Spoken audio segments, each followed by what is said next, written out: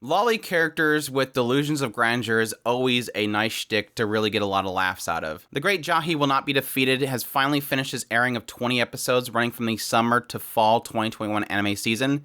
I'm here to give my review of this series, so let's jump right into it. The Great Jahy Will Not Be Defeated opens up with the second in command from the Demon Lord, Jahy, who's sitting on her throne and enjoying her lavish life until the Magical Girl shows up. And the Magical Girl immediately passes right by her, destroys this big, huge gem that the Demon Lord has, completely wiping them of all their powers and thus destroying the very fabric of the Demon Realm. And unfortunately, this leaves Jahy to have to survive on her own in the human realm. She's left with nothing and yes, has none of her powers, and so she's forced to have to work for a living to support herself and her apartment and her day-to-day life as she eventually, over time, tries to gather all the Demon Lord gems, these fragments of this gem, in order to give them the power to rebuild the demon realm. This is obviously a difficult life for her because she's always had everything given to her and she expects everybody to serve her, even though she's now in the human realm and doesn't have the power she once had. And to support herself, she finds a job. She's working for a store manager at this pub. And again, even though she doesn't like the aspect that she's essentially working for a human,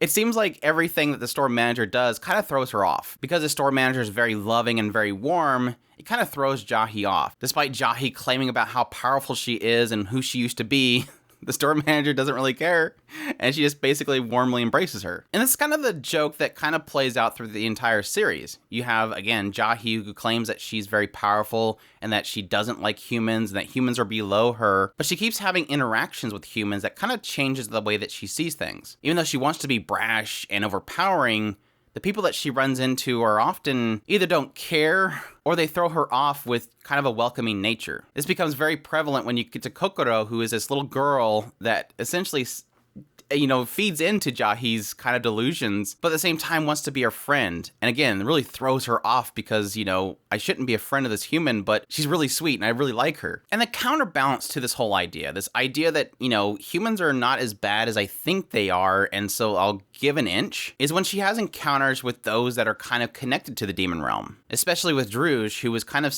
one of her underlings, who often questions what Jahy's doing based on her interaction with the humans. Well, why is Jahy, the Great Jahy, working for the store manager? Obviously, the store manager is using something to control Jahy. Or maybe Jahy's changed. That wouldn't be the case. And this kind of forces Jahy to have to kind of fix the situation to make sure there's nobody that's misunderstanding the situation. Even though they're technically understanding the situation by knowing that Jahy is, giving in to the human realm. But again, this is kind of the joke. The joke is the delusions of grandeur. Humans aren't as bad as I think they are, but I won't trust them and I'm better than them. And at the same time, all these little mixings of her previous life that are kind of intermingling into it. And then later on, getting really heavy into the magical girl herself, this desire that she has to collect all these gems, the misfortune the gems themselves cause, and ultimately the possible rebirth of the Demon Lord herself. So my thoughts on The Great Jahy Will Not Be Defeated. This is a series that I'm kind of mixed on.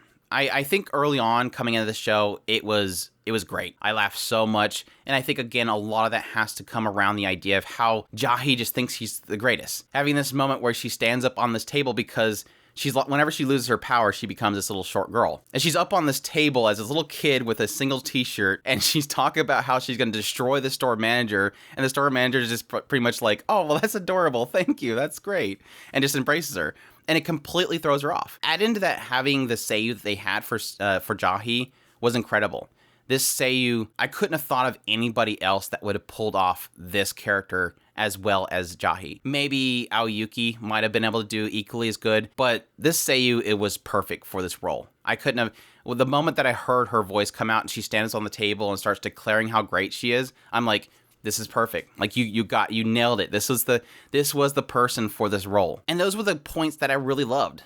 It was kind of a mixture of this high and mighty little girl mixed with these really heartwarming moments with the characters around her. Like these little sweet moments with her and the landlady. These little sweet moments with the store manager. These little moments that humanize the humans of this world in the perspective of Jahy. So again, it was like a mixture of these two that really sold me on the show. And this was equally something that happened each time they introduced a character. Every character they add into the mix were these great little chemistry that they were injecting into the comedy and the heartwarming moments that I really loved. Druge's addition into it and how she she kind of likes to be punished. Sawa and how she really wants to basically defeat Jahy to become the second in command. The magical girl and the the really sad misfortune that she always faces, despite her really wanting to help humanity. Kokoro and how much she completely throws off Jahy with how adorable and sweet she is. Every character they interject in the show were priceless. But unfortunately, the part that it kind of dwindles for me was when you get to later parts and you have everybody's introduced, and it just seems like the skits themselves get less and less funny, get less and less entertaining, get less and less heartwarming. And I think a lot of that has to do with it almost feels like the writer has a shtick that they want to introduce in the show.